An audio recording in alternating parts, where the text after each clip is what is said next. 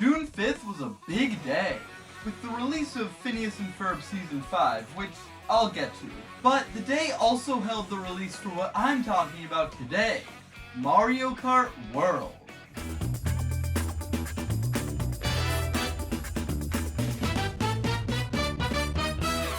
I'd been looking forward to Mario Kart World for months. However, I was unable to pre-order a Switch 2.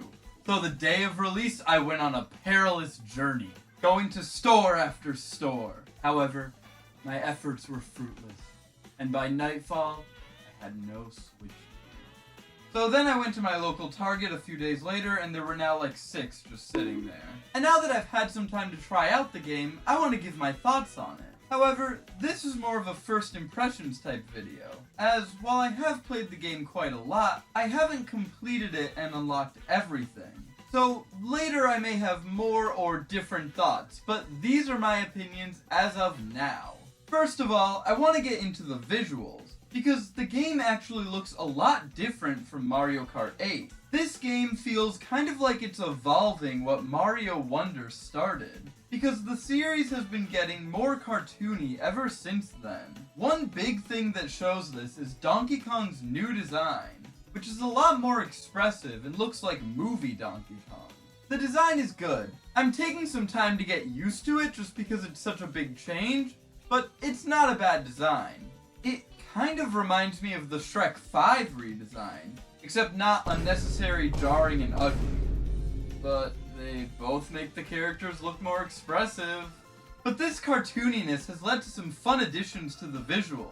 I really like the impact words that have been added on screen when you see other characters use or get hit by certain items. And there are a lot of other small things they've added to the visuals that weren't needed but shows how much care was put into this game. The loading screens have a variety of different animations that can play, and they changed the coin animation. In Mario Kart 8, it was just a visual of you getting 1 coin, but in reality your count went up by 2. And this was such a small thing that barely anyone noticed, and those who noticed didn't care. However, because why not, I guess, this game changed the animation so you see your character collecting 2 coins. It's small things like that that just show an extra degree of love and care being put into this game. They also changed the character selection menu, which I'm mixed on. First off, I love the addition of your character not being shown in a cart. They're all there standing and dancing instead. Look at them go. And they each do a unique animation when you select one of them. I like how this adds more character to the game and the characters. And sure, 8 had them there too, but there wasn't as much personality when the characters were just sitting in a cart throughout the entire menu. However, I don't like that they decided to make every alternate costume its own character slot. It just makes the roster look cluttered and full of reskins. They should have just had them come up when you selected the character, like 8 had with the alternate costumes and colors of characters like Yoshi, Shy Guy, Link, and the Inklings.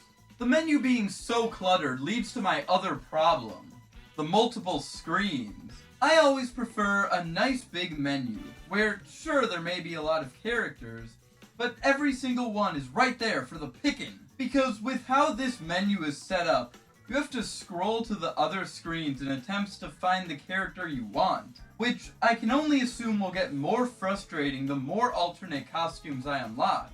Overall, it's not a huge deal, but still annoying. But on that subject, let's talk about the character roster. When the roster was first revealed, it felt like the game was trying to steer away from what the last game was making people think the future of Mario Kart is. Becoming a racing version of Smash Bros., where characters from a variety of different Nintendo franchises can come in and make an appearance. After Mario Kart 8's DLC added Link, an Animal Crossing villager, and Isabelle, and then Mario Kart 8 Deluxe doubled down adding the Inklings as well, this, understandably, led people to believe that this is where Mario Kart was going from here on out, adding characters from other Nintendo franchises to the cast. Oh my god, I wonder who's going to appear in the next game? Kirby? Samus? Olimar? Frank? I mean, I'd be thrilled to see him. But this game's roster instead went the opposite direction. and tried to bring Mario Kart back to being Mario Kart, removing not only the non-Mario characters that 8 and 8 Deluxe introduced, but also removing every side con. And we just got Funky back, making Donkey Kong the only character in the game that could still be considered not a Mario character. But he's a mainstay in the series at this point, and I'd still consider him a Mario character. And on top of that, this game went through and added a lot of random Mario enemies to the roster. Characters like Fishbone, who I don't think comes to anyone's mind when thinking of Mario characters. However, he's been a part of the series for years. They also cut some of Apes fat, but then brought in new fat. All the Koopalings are gone, which honestly makes sense. There's 7 of them, you really can't bring in one without bringing in the others, and none of them were especially popular. Characters like Cat Peach, Metal Mario, Gold Mario, and Pink Gold Peach were also cut, which is fine. They didn't really add much. I like Tanuki Mario though. However, they brought in a lot of new costume characters who are still given their own spots on the roster.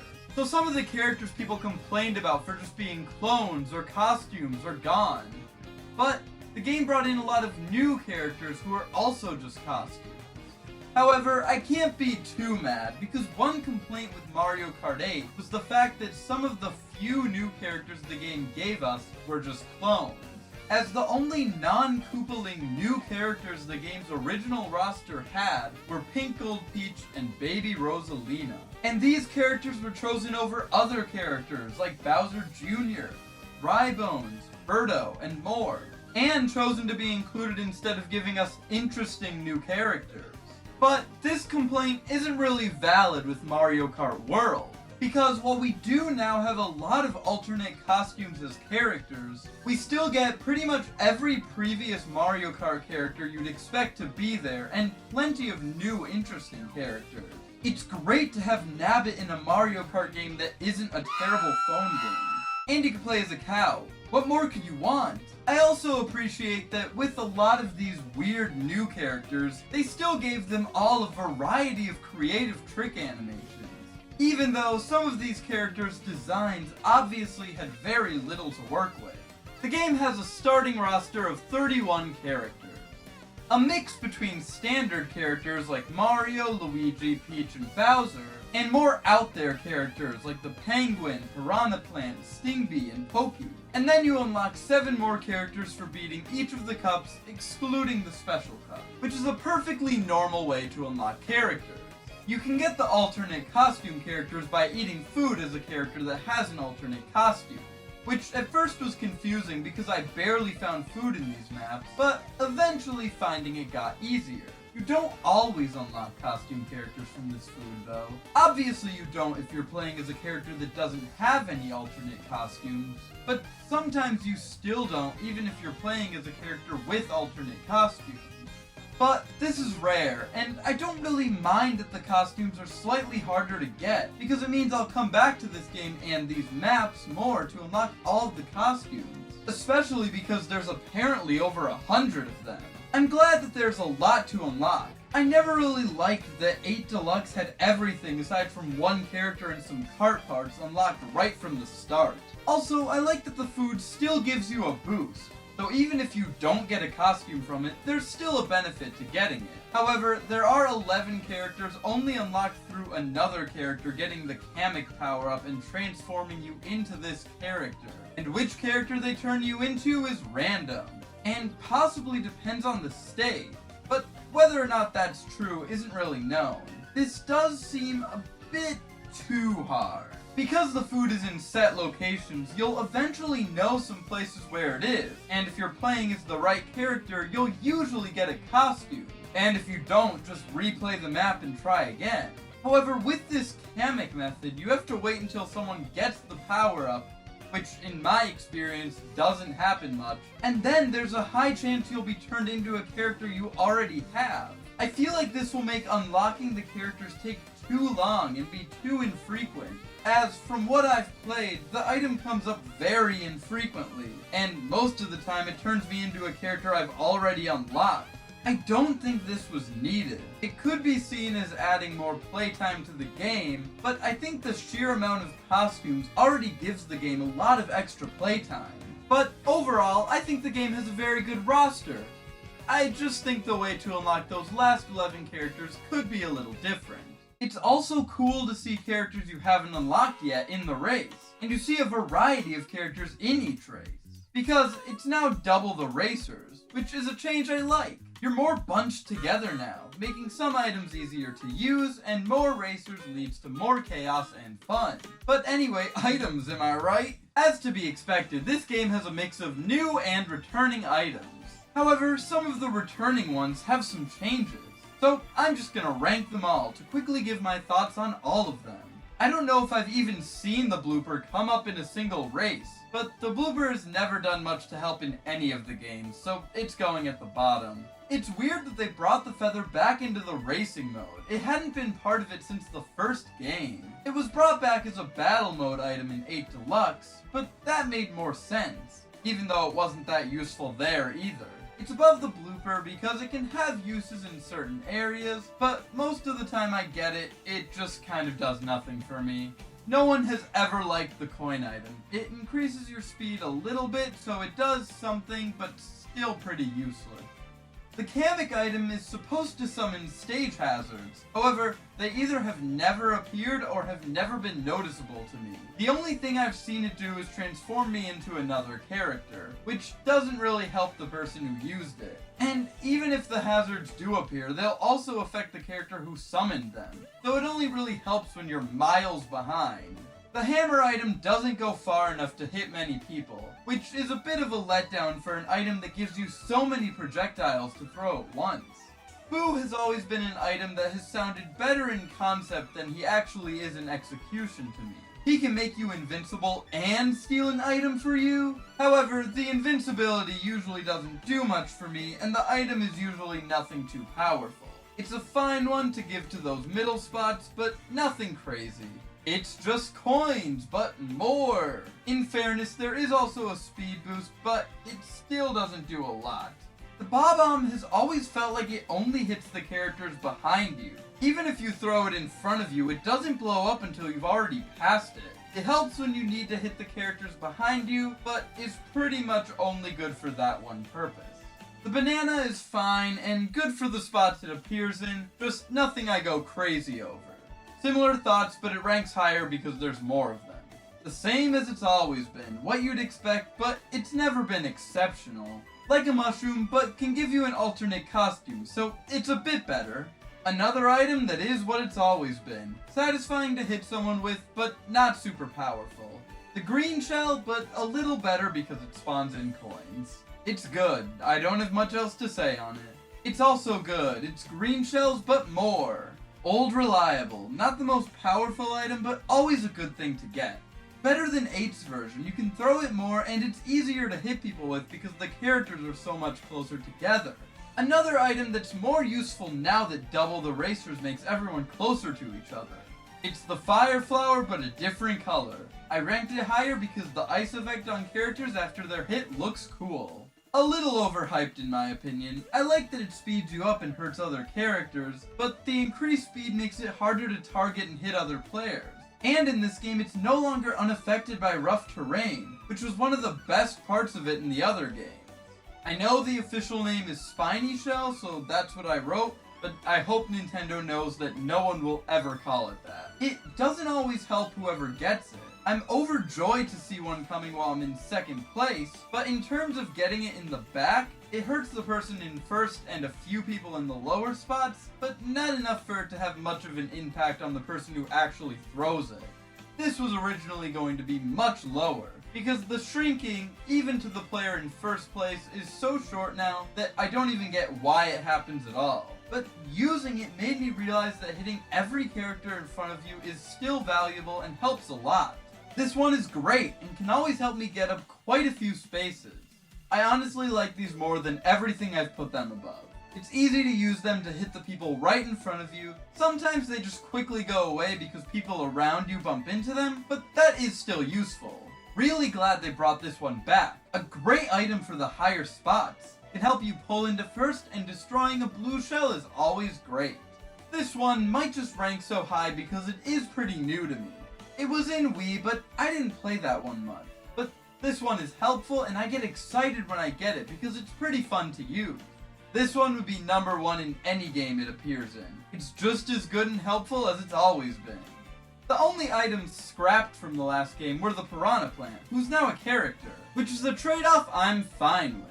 The Piranha Plant item was never a favorite of mine. The Crazy 8 was also scrapped, which was fun to use sometimes, but it isn't thematically relevant anymore, and not my favorite item or anything. So this is another omission I'm fine with. One final thing I want to say about the items is that you now lose your items when you fall, which is a good way to add some challenge, since you used to not get penalized much for falling. You had to wait to be put back down, but that was it. The courses are pretty good. Some, like DK Spaceport, Boo Cinema, the new Rainbow Road, and the remake of Dino Dino Jungle are great, but there are some, like Dandelion Depths, that I currently don't really remember much about, but I think I'll remember more about them the more I play the game. What I really like is the variety each course has. With the exception of Rainbow Road, every course has countless versions, as you can play the track normally and also travel from one track to another, leading to a race with a fun combination of the unique attributes of different tracks, which makes it feel like the game has way more than 32 tracks. This variety also means that playing the tracks in the Cups and Grand Prix and playing them in Versus races are now different, which gives you a reason to replay the Cups beyond to just get 3 stars. Because the Grand Prix races and the Versus races have some differences, and it's a more comprehensive experience as opposed to 4 unrelated tracks. And I'm glad the tracks still managed to be unique from each other, which I was unsure about because I didn't know if they were going to know how to place weird tracks in the open world. But luckily we still got some fun and unique ideas. But speaking of the open world, that mode is not nearly as big of a deal as Nintendo made it seem. It's even hidden a bit on the title screen, being down here as opposed to listed with the other game modes. And there isn't much to do here. You can unlock costumes and there are missions, but they don't really unlock you much. So personally for me, it's the kind of thing where I'll do them if I'm really bored and want to be able to say I did everything, but not something I'm gonna go out of my way to do or spend a lot of time with. But personally, there not being much to do in the open world isn't a deal breaker, as I was more looking forward to the normal racing mode, which is as good as it's always been, and Knockout mode is a fun addition and a good twist on the normal racing format. Battle mode uses some racing tracks again, however, they're actually changed so they work as battle maps now. And battle mode in Dino Dino Jungle is a great time, but it is a bit disappointing that they only brought back 2 modes. Maybe they'll add more later because the menu looks like they could add more, but as of right now we just have Balloon Battle, which is pretty good. I wish you could turn off the time limit, but at the very least when you lose your balloons, you're done. You don't come back with half your points like you did in 8 Deluxe.